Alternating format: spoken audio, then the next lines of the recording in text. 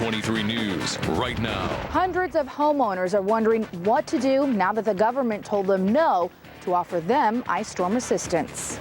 Metal thieves are at work in green country, stealing everything, even the kitchen sink.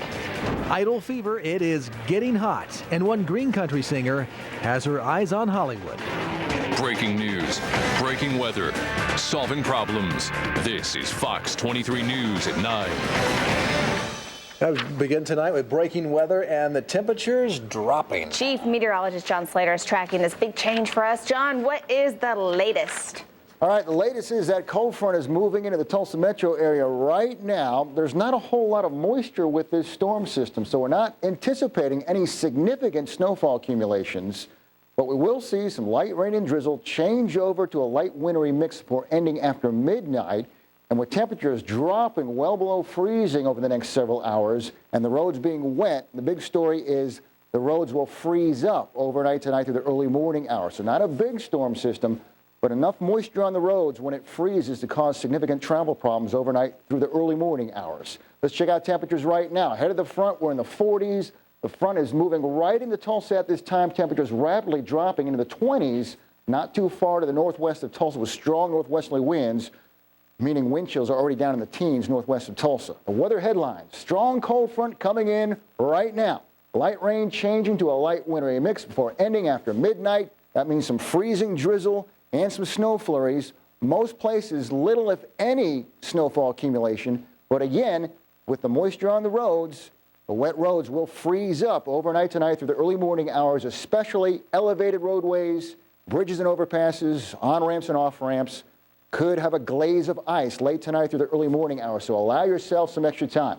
All right, waking up tomorrow with the kiddos. It's going to be cold, mostly cloudy. All precipitation should be over before 6, 7 o'clock in the morning here in Tulsa. It will be cold. Actual air temperature I'm forecasting 20 with a northwest breeze at 15. The feels like temperature tomorrow morning, 10 degrees. Winter making a comeback. The 7-day forecast, that's coming up. All right, John, tonight, weeks after the ice storm, it claims a life. Yeah, a 70-year-old man in Creek County died tonight while trimming his trees. The sheriff's office says a limb fell on his head. Now, this comes after FEMA denied individual assistance to homeowners who need help cleaning up their property and making repairs. Fox 23's Abby Alford joins us in Creek County. She is live tonight, and she has more on the need. Abby. That's right, Cher. Right behind me where is one of the tree limbs fell on the man. Now, I just talked to the daughter, and she says that he may have been there for at least a day. Now, to our understanding, this is the first homeowner to die since the storm cleanup. But, you know, there have been a number of injuries involving chainsaws, cutting down people's trees, and other types of storm debris cleanup. But that's exactly why the state says that FEMA needs to help so we don't do this on our own. I'm having a hard time getting somebody to help clean up my mess. Really am. 79-year-old Lucy Worth physically can't clean up this mess. I told everybody that I was not able to get out and do anything. I do use a cane the biggest part of the time. And I said I cannot get out and do it. Even if she could, she can't find anyone to do the job. I have called different sources and I have got refused because they claim they're too busy to help me. Yet the federal government denied individual assistance, says Oklahoma has enough community resources to help out. But right now the calls are just going to keep coming. Rebuilding Together, a volunteer group that helps homeowners in need, says applications grew 7 times more than it normally sees. Now volunteers say they're tapped. And we just need as many able, willing bodies as possible. But it's going to take a community effort so people like Lucy can get the good news. Help is on their way. So I said, hallelujah. I'm so glad to know that. And I'm really thankful that they are. Really am. But not everybody can get that assistance. That's why Governor Brad Henry is in the process of appealing FEMA's denial. Now, our neighbor, Missouri, was also denied that individual FEMA assistance. So for right now, FEMA's only offering assistance to city and county governments. Reporting live here in Creek County, Abby Alford, Fox 23 News. All right, thank you, Abby. Now, the city of Tulsa and the surrounding areas are helping out by simply picking up debris. If you would like to find out where crews are going next, you can head to our website. It is fox23.com. Just make sure you click on links and reminders. Copper used to be like gold to thieves, but thieves are now turning a profit that's 3 or 4 times the price of copper. In the past 13 days, $130,000 worth of stainless steel has come up missing in Tulsa County. Fox 23's Noel Newton joins us now live in our newsroom with a warning from deputies. Noel. Since new copper laws went into effect limiting the amount someone can take to a scrapyard for profit, deputies have noticed an increase in steel thefts. Your car can be worth a couple $100s to thieves, or stealing like major materials from industrial parks can be worth thousands. Deputies say if you don't lock it up, it will come up missing. If a thief's out to steal, I guess they're out to steal whatever they can find they can profit from. In this case, they're after steel. It's an unregulated metal that the guys can steal, take it over to the various scrap yards. Tulsa County investigator Jim Wolf says no questions asked. They're just going to go ahead and take the stainless and scrap it, and it's gone. Unless you operate like Chuck Kale. He's the general manager of Borg Compressed Steel. We have to have security 24/7. We are more vulnerable to scrap theft than anybody else out there. If thieves aren't trying to steal from him, they're trying to make a profit off of items they stole from someone else. Kale isn't having any of it. It's not good for any of us, and anything that we can do to help solve those issues, we certainly want to do. Wolf says Kale helped him net the man who stole these stainless steel airplane materials worth $84,000. I'm thrilled that they like to help us. Wolf says he depends on partnerships like Kale's to stop the thefts, but metal manufacturers also need to watch out for themselves. They need to keep those precious metals under lock and key. Whatever's an easy grab, they're going to take it. Stainless steel has come up missing from industrial parks in North Tulsa and Southeast Tulsa. Wolf says leaving any scrap metal behind a fence won't work. Thieves will simply cut right through it. And Clay, people have to take the scraps indoors or come up with a better way to protect themselves. Back to you. Noel, thank you. If you can help police solve any of the recent metal thefts, call Crime Stoppers. You know the number 596 COPS. Oral Roberts University hoping changes go smoothly after the Board of Regents agreed to accept a $62 million donation. Well, the board has appointed a transition committee to be chaired by the Reverend Billy Joe Doherty. Businessman Mark Green will take over the board. Former President Richard Roberts has been given an honorary title with no real decision-making power. Oklahoma School Superintendent Sandy Garrett is asking for more funding for education. Garrett is asking for $503 million in additional funding to help pay for increasing costs in operation, teacher raises, and increasing the school year by 5 days. Now, if approved, the request would put the budget for Oklahoma public schools at $3 billion next year. Just 16 days into the new year, and Tulsa already has 52 reported armed robberies. Fox 23's Marcus Washington with a closer look now at what's happening. 2 armed robberies in the same apartment complex in less than 1 week. I hate to hear things like that, but especially in this neighborhood. A neighborhood Cortez Moore and his son call home. We all got kids around here. Everybody need to pay attention to what's going on. Moore and his friends say the robberies are all they've been able to talk about. When they come home, they trying to pay their bills, and we got these little young people out there trying to rob people, man. That's not right. It's a problem Sergeant Dave Walker says police see all over Tulsa, and more teenagers are committing the crimes. Police officers say another problem they deal with. Once the victim comes here to the courthouse to testify, all of a sudden they forget how the robber looks, even if they're sitting in front of them. And that robber is able to walk away free. They don't feel any punishment for that. And then they'll go in, they'll hit 2 or 3, 4 more times before they're caught. Moore and his friends fear the next time it could be one of them. Sergeant Walker says the best protection is for neighbors to look out for one another. Our job is to reduce those numbers as best we can, and we can do that as a community if the whole community works together. It's not just the police department's responsibility. And looking out for one another isn't the only thing. Police officers say being a good witness is critical in solving many of these cases. Proof of that, just this week alone, 17 armed robbers were arrested. In East Tulsa, Marcus Washington, Fox 23 News. If you know anything about any of the city's armed robberies, police say they really could use your help. Call Crime Stoppers, 596 COPS. Your identity, it is always protected. So the FBI fears a suspect named in a drug conspiracy may be hiding out somewhere in Tulsa. Agents say he was involved with a former Tulsa police detective and a records clerk. Both of them were convicted in the scheme to give out confidential information. Arrest warrant has been issued for this man. His name is Timothy Dwayne Johnson, but he has the nickname of Flatface. He has been seen in Tulsa, Oklahoma City, as well as Norman. Agents tonight say Johnson should be considered armed and dangerous. Call the FBI at 405-290-7770 if you have seen him. Bixby police are dealing with a theft problem that means danger for drivers. People keep stealing the city's stop signs. More than 100 signs, in fact, were stolen or vandalized last year alone. Now, police say a number of accidents have been caused by all the missing signs, including one that happened at 141st and Sheridan. Officers say if you steal a sign and someone is hurt because of it, you could face felony charges. They're $100 to $300 a piece. That's a large sum of money. And whether they're damaged or whether they're stolen, if they're not there, it's a safety risk for everyone involved in it. If you see a stop sign is missing, you are asked to call the Bixby Police Department. That number is 366-8294. I sang I'll Stand By You by the Pretenders. It all went well. I got 3 yeses. And at 9:45, more reaction from the latest Idol contestants to make it to Hollywood.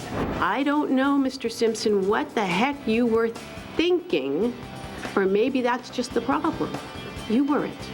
Angry words from the judge in O.J. Simpson's latest court appearance. The seriousness of the charges he faces. Next.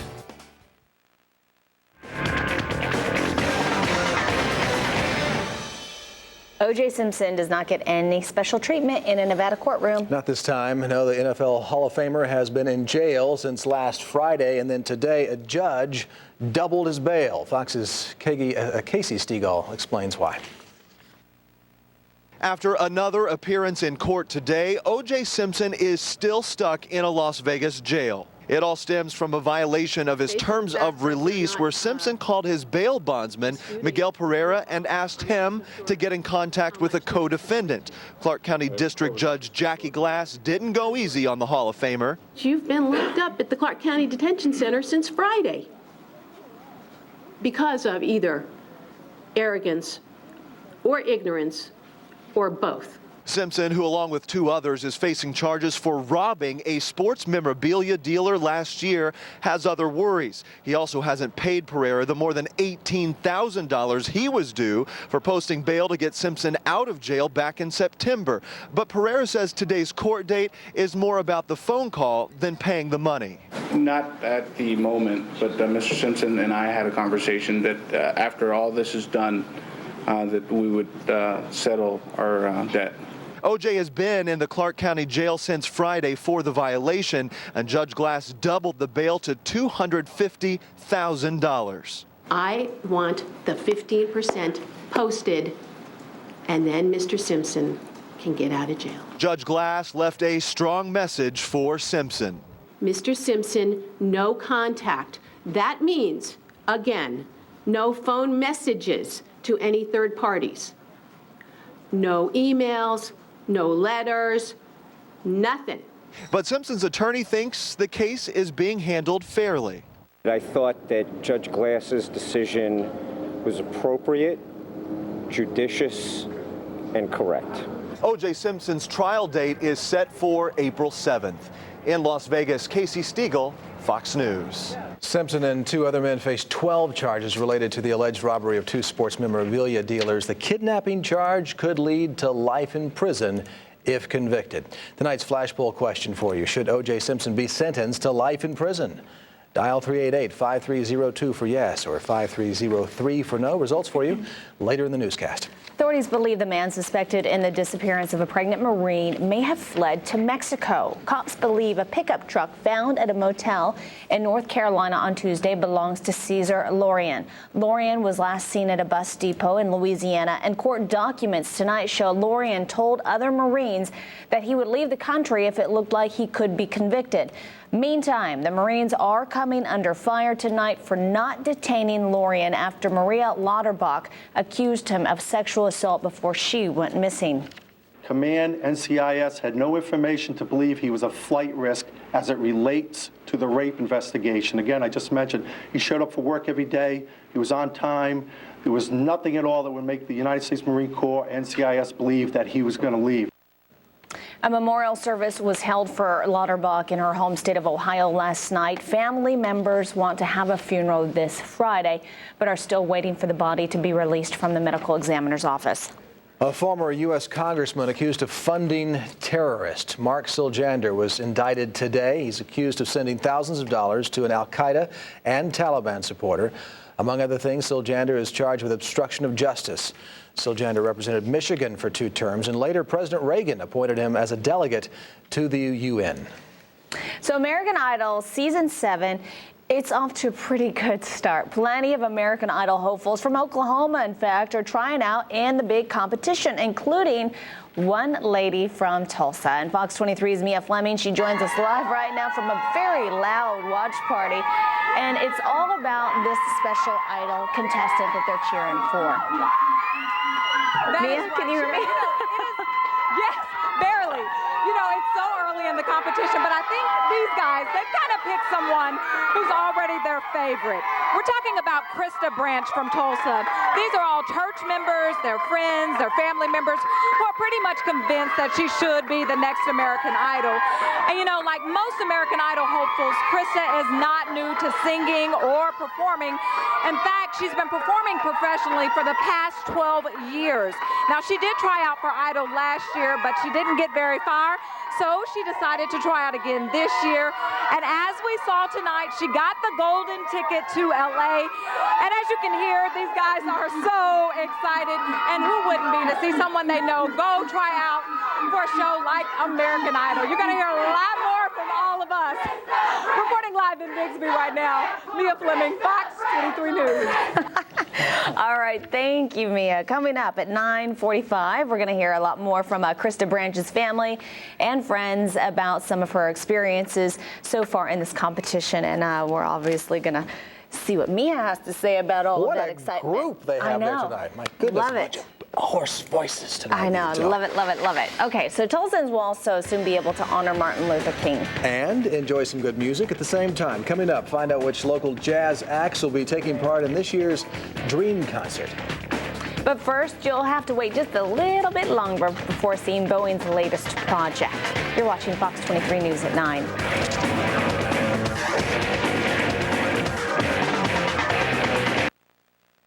This is Fox 23 News at 9. A Federal Reserve report showing that the economy grew at the end of 2007 kept the market from falling too much. Today, the Dow, however, fell 35 points, closing at 12,466. The Nasdaq dropped 23 points, closing at 2,394. S&P 500 fell 7 to end the day at 1,373. Shares of Boeing facing more turbulence after the company announced it would again delay the first flight of the huge 787 Dreamliner. Boeing says the first delivery won't happen now until 2009. Before this morning's announcement, the Dreamliner program was already 6 months behind schedule. However, the delay is not expected to have a significant impact on Boeing's 2008 earnings estimate. All right, Clay, it is all that jazz and much, much more in downtown Tulsa this year. The Oklahoma Jazz Hall of Fame announcing its first concert of the year today. It's a Dream Concert. It's to honor Dr. Martin Luther King Jr. It will feature performances from Bishop Carlton Pearson and the New Dimensions Choir. It will also kick off the Jazz Hall's Spring Concert Series. The Jazz Hall of Fame has been in this location now going on 6 months. And I can remember when it was just a dream, but this dream has now become a reality. Very nice. So glad it has become a reality. It's beautiful. The Dream Concert is Thursday, January 24th at the Jazz Depot. Ticket prices start at $10. Should be phenomenal. I can hardly wait. Such wonderful things happening downtown. All of Oklahoma looking at it, and really across the nation looking at what's being developed here. I know, and Chuck Sissel running that. He's a gem to have here in Tulsa as well. Yeah, talented man. All right. To another talented man when Mr. it comes John to the Slater. weather. Hi, John. We're jazzing up the weather tonight. Hello. I tell you what, strong cold fronts coming through the Tulsa area right now. but most of the heavy snow is staying well off to our north tonight. Let's check out today's weather. We started out mild, low 40s, ended up pretty chilly with some light rain and drizzle, upper 40s this afternoon in Tulsa. Well, what about the next several days? How much snow, if any, and how cold will it get? Forecast is coming up. All right, John, the state lottery was supposed to help Oklahoma schools, but that may not be the case for at least one area district. We do want to let you know it's not too late for you to vote in the flash poll tonight. The question, if you missed it, should O.J. Simpson be sentenced to life in prison? Be right back.